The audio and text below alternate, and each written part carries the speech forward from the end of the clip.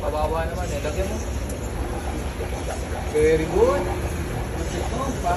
Sausaw buong kamay ah. Ito pa oh. Ito no. Ano ulo?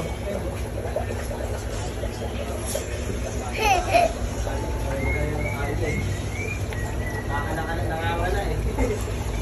Natalya? Marami naman talaga dyan yung mga... There po, alright. Natalya. Naman na. What is this? No, yan. Here na lang.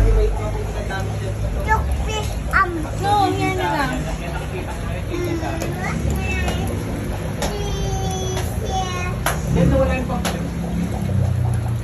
Tingnan mo, yan ang disadvantage ng ano.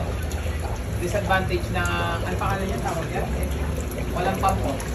Pero mabubuhay sila. Nagat mo? Pero nakita mo ba nasaan?